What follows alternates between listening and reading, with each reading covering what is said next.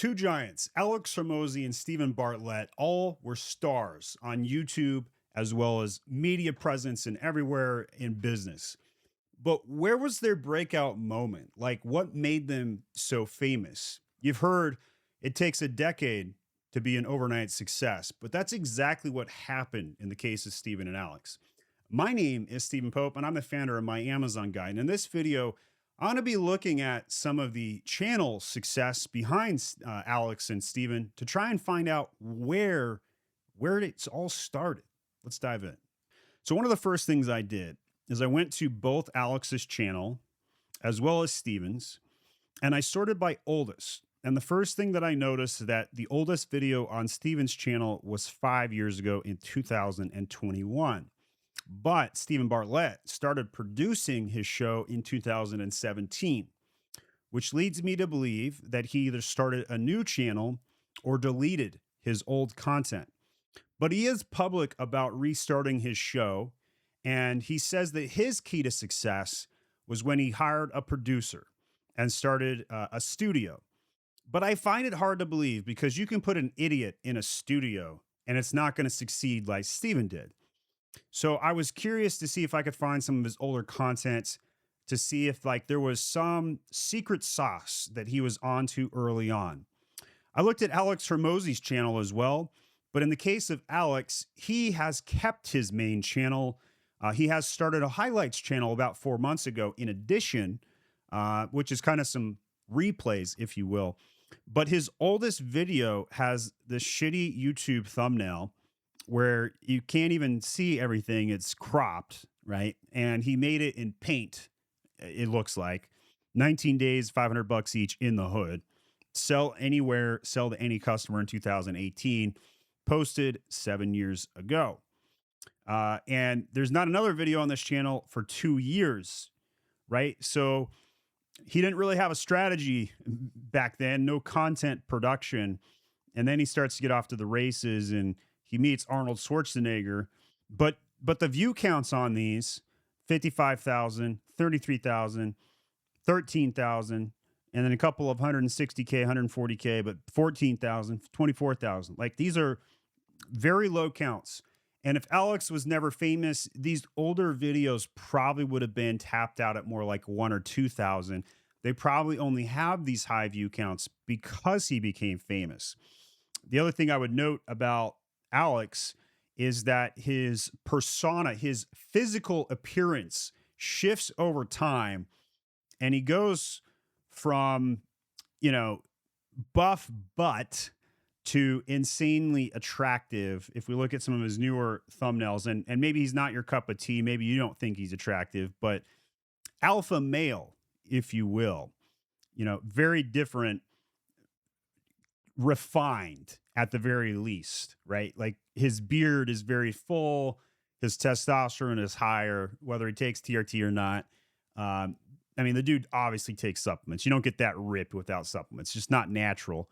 But it's interesting to see, if we look now in 2026, how he is doing things. And one of the things I really like about Alex, and nobody does this better than him in 2026. Like he's the Dan Kennedy of our time. But in here, he takes something like a 2x2 concept, like a 4-step process, every business type, e-commerce, service, education, software, right? And each of these has a different line. This video is incredible. Mind you, only has 250,000 hits, whereas something like his Tony Robbins interview at 1.3 million. People are really interested in what Tony Robbins has to say about suffering. And both of these videos, I've watched them. They're very good. I've even replayed them, which is why you don't see my red all the way through. I'm a really big Alex Hormozy fan. I've probably watched just as much content from Stephen Bartlett. Stephen's content is more long form. So if I had to guess, I've probably watched about 100 hours of content on both of these dudes and in one shape or another. Stephen has a very different approach, right? I would say politically, Steven claims he's a middle of the road moderate, but he's definitely on the left side of the spectrum. And he brings on guests from the full spectrum, to be clear. And what I like about Steven is that he brings on guests and just lets them talk. He does share his perspective. He does insert some ideology, but it's minimal. It's like it's bearable to listen to if you don't agree with him. And he does a very good job at just letting guests come on and talk. So if we had to like analyze what made Steven so successful, it was because he's a great interviewer. It wasn't because he was a great presenter. Now, he could be a good presenter, but he's a great interviewer. And the guests that he's been able to bring on, it's insane. Like former CEOs of Google, he's interviewed the Obamas, he's interviewed all kinds of people. Just insane, insane, insane. So the content is like super long, 2-hour interviews in a studio. Alex is more of a presenter, right? Both these guys are probably introverts. And what's really interesting is that some people confuse that introverts aren't good presenters, but they really are. They're actually better than extroverts at presenting. Extroverts are better at engaging. And so it's interesting to kind of see this. But if I had to guess the personality profiles of these two men, Alex is going to be impatient. He's going to be very intense, and Steven's going to be laid back. Now, Steven has been diagnosed with ADHD, but when he is allowing people to talk, he is sitting there without interrupting. And I don't care if you have ADHD. If you can sit through an interview and not interrupt for 5 or 10-minute monologues where your guests are talking, that is an amazing patient skill. So totally could be wrong on this, but it's just a personal observation.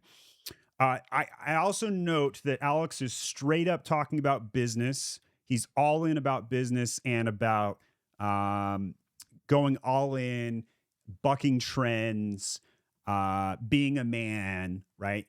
Whereas Steven is dabbling in a way broader topic spectrum, which allows him to reach a wider audience. He talks about health, like all over the place. Anxiety in this video, alcohol in this video, epidemic. So like just those top videos, like 9 out of 10 of these are health related.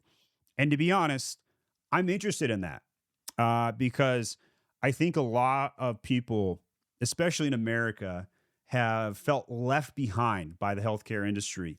So Steven brings on these experts who give health opinions. Now, these health opinions could be very niche, but they're interesting.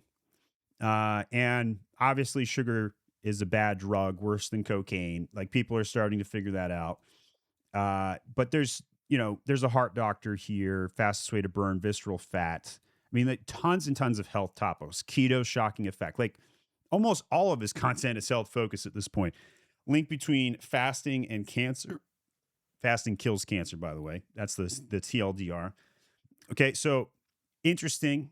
And he brings in amazing guests. That's what my opinion is. And by the way, I asked AI to give its synopsis, and I'm going to read some of the history. So far, I'm riffing on just my personal opinions, what I see personally. Alex, however, practical, right? So it's hard to take the 2-hour long forms and get practical explanations, but I will give you guys a hack. So let's see if I can find one that it shows I've watched. I'm not seeing any of my red lines on these, but I know I've seen most of these, and I really like them. So financial freedom, dude. I really remember this one, so I'm just going to take this one. So what we're going to do is we're going to go over to Perplexity, summarize this video. Okay, so if you don't have, hold on, the Perplexity is not loading for whatever reason. So summarize this video. You got to type in the text before the video, apparently.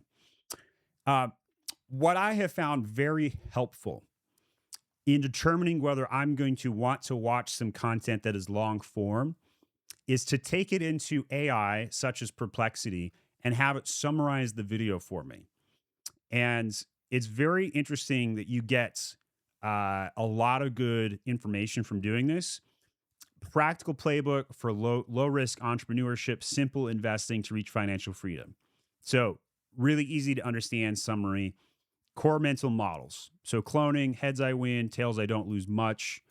Entrepreneurs don't take risks, offering gaps, moats, and loyalty. Quit your 9 to 5 safely, keep the job at first. He's going to talk about side hustling. Time allocation, 9-month transition, risk floor. How to start and scale a business. Investing and compounding. Low risk wealth building. So, life philosophy. So, this video has a lot of practicality behind it. Not all of Steven's interviews do. But I can tell you that if I read this summary, I would be very interested to watch this video and hear this guy talk, hear his guest talk, because it's very interesting. Even though I've already quit my 9 to 5, I would be interested to hear what he says, because I've got 5 kids. I want to be able to teach my 5 kids how to do it as well, and how to break that down. So I'll be honest, I've never had to do that with one of Alex's video, which is a pointed observation. Alex does all the practical explanations up front, and I can watch the first 20 seconds of a video from Alex and know whether I'm going to want to watch it, right? So am I going to want to watch a video react to nothing? No, I don't need to know this video right there in the top right. I don't need to understand Alex's stoic mentality. Not as interested in that. Versus the 4 types of business, I'm going to be all over that video. I'm going to probably even send that to my own executive team. I want to have them watch it. That's going to be really interesting. The suffering video, if I'm having a bad day, maybe I'm going to want to go watch that with Tony Robbins. I did watch it on a bad day. I did enjoy it. Tony does a really good job of explaining where he came from. And that was interesting to me. All right, so let's go take a step back here. So I asked Perplexity, like, what was the breakout moment for Diary of a CEO?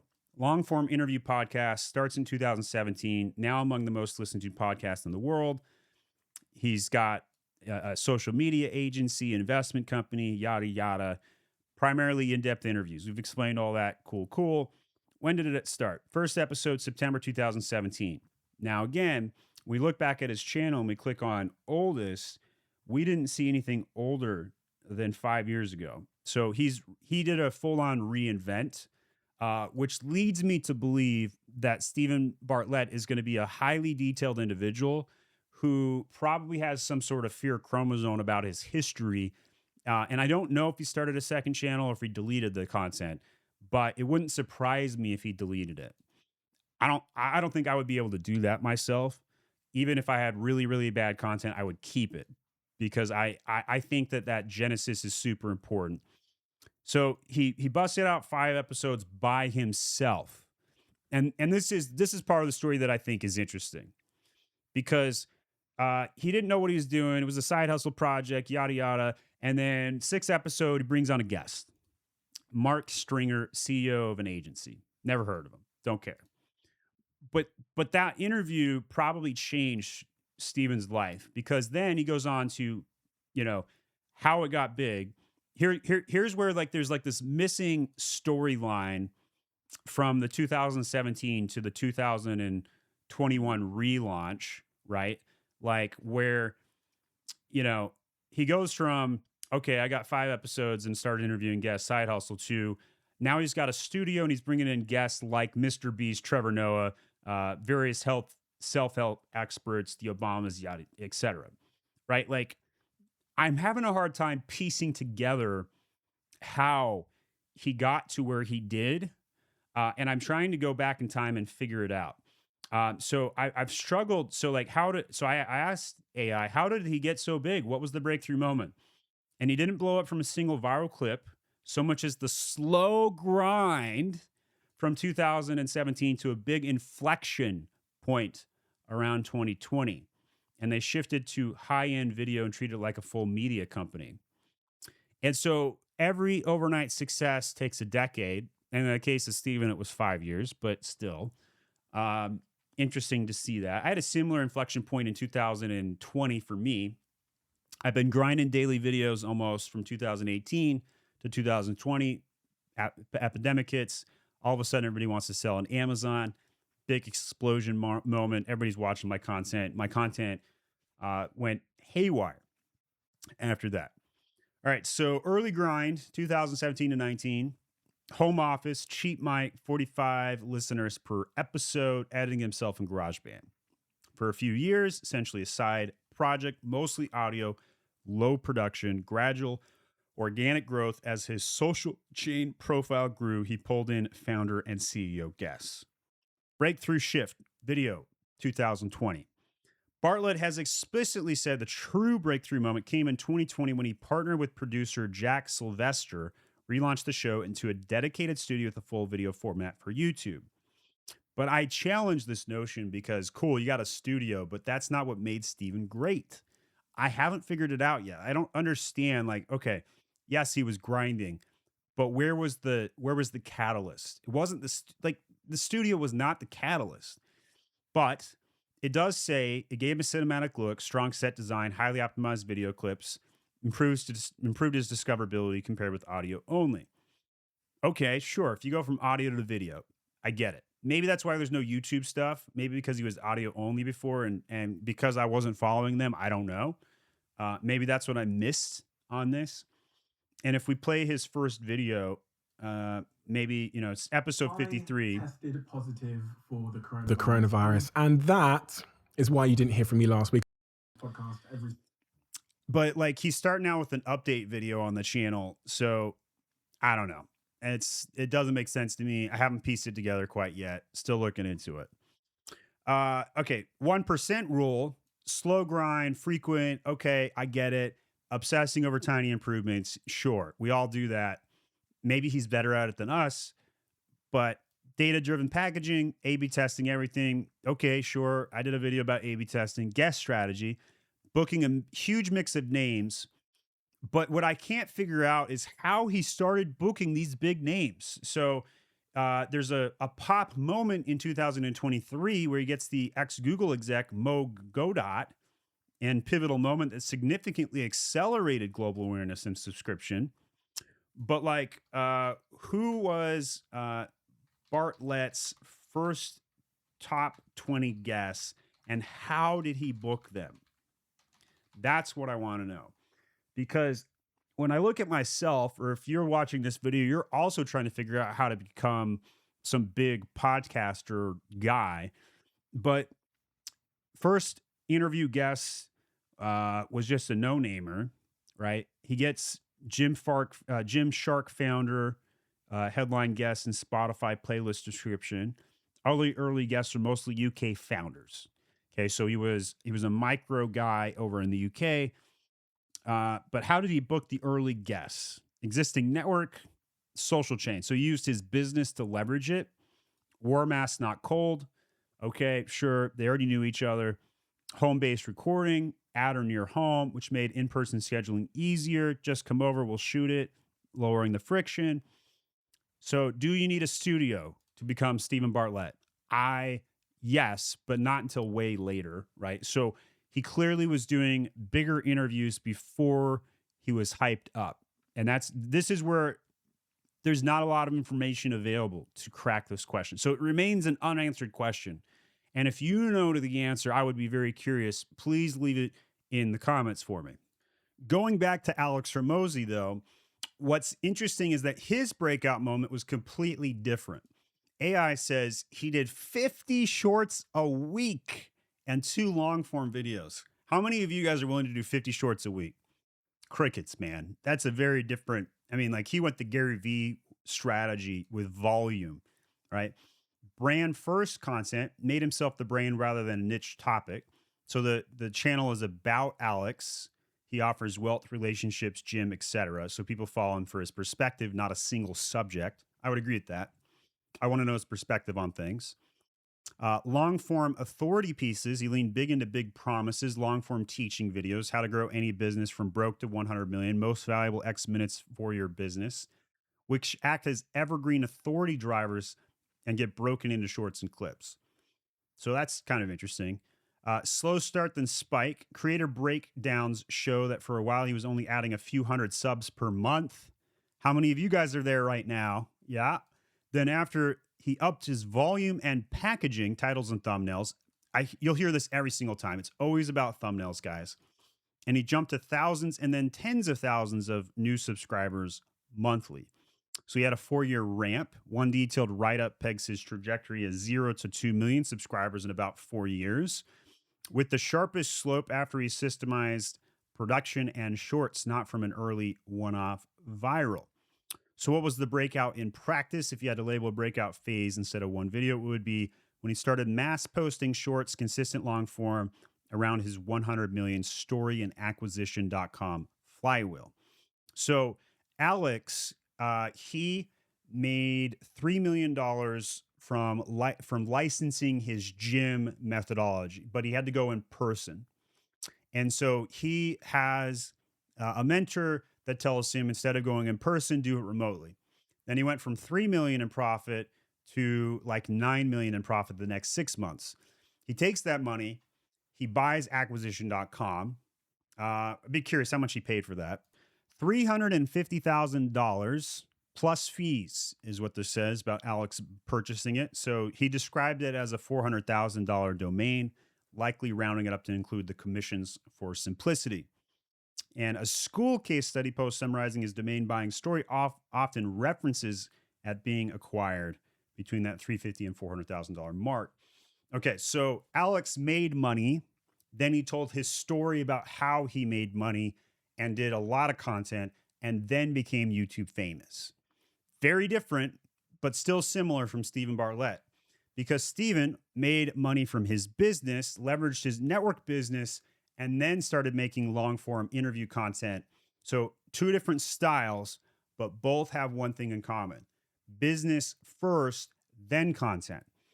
Now, here's the interesting part. If you look at me, Stephen Pope, although I had a 10-year career prior to starting my YouTube channel in e-commerce and Amazon related, and I was also 2 years as a TV reporter, I made content day one, creating my agency, My Amazon Guy.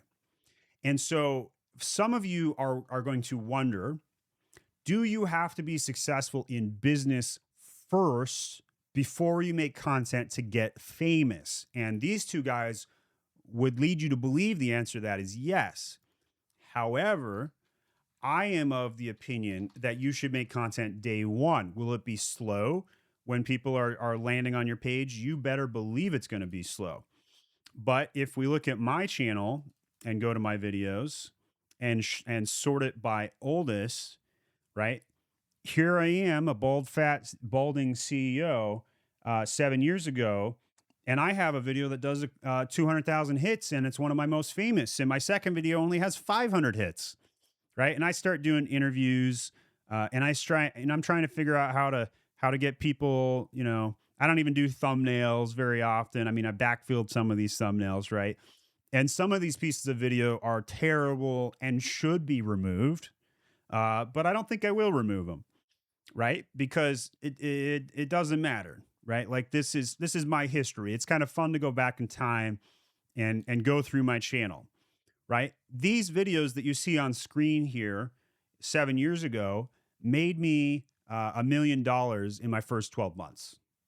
Okay. So can you start with content and make money? Yes, I'm living proof of that.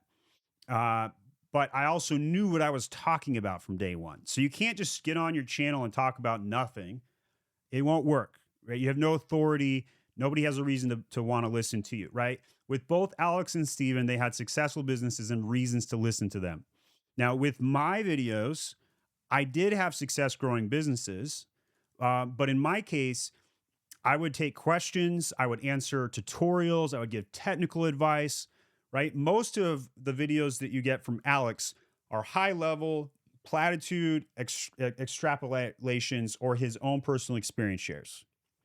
Steven Bartlett, completely interview form at this point. My Amazon Guy, tutorial based interviews, live questions. So you can pick a niche on how you're going to do this and succeed in various different ways. There's room for all kinds of different strategies. But if you look at my channel, you can clearly see like there's a very, very specific type of thumbnail strategy And I want to see if I can scroll through this that you can start to see the shift. So we went from text only, started putting my same face on, right? And you'll see some of the ones we backfilled with our updated views. But I want to see if we can get to the point where my thumbnail strategy shifts like at large. So you can kind of see like why that would change. Okay, so we got one shift here, right? Now we're like orange. We got me showing up. You got my own face from the podcast, doing interview formats. Some days I got a mustache. Some days I got a beard, bringing on guests, right? So you can see that kind of history here. You can see me balding more and more. It's fun to see that. I got a hair transplant, if you're wondering. And I just want to keep scrolling here until we get to the change. So here's another big change, right? Now we're like on the black format, and we're getting close to like when it gets serious, getting closer. But we haven't hit it yet. And I might be at the limit of the scrolling capacities. Not quite. Looks like we can keep going. We got my logo change, right? I'm all in all caps now. Got a real logo. Okay. Now we got a shift, a little bit of a shift back to the orange, and a little bit more professional. And now it's starting to get really professional. Here we go. So here's a big shift. Here's the thumbnail line in the sand. And then all of a sudden, you'll also note that the view count goes up. It's a lot more professional.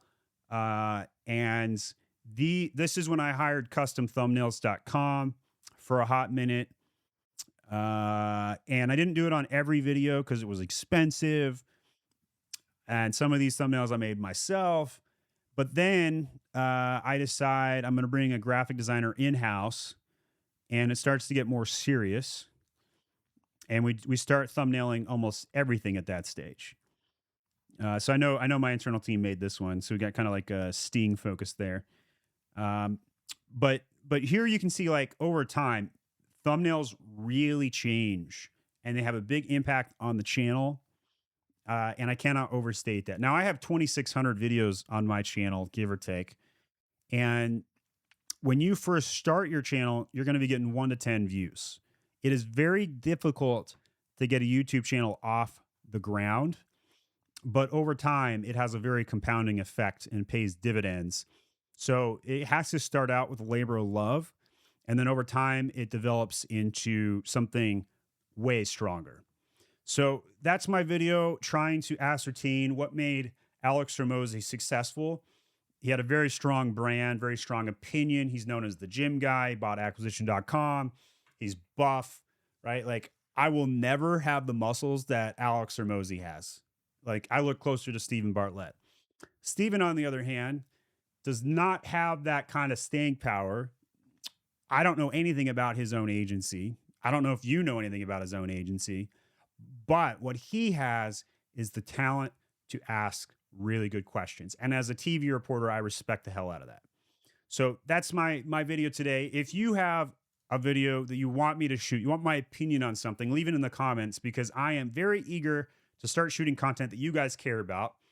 And let's dive in and do that next. My name is Stephen Pope. I'm the founder of My Amazon Guy, a 500-person agency helping over 450 brands grow their sales on Amazon with SEO, PPC, design, catalog work, and more.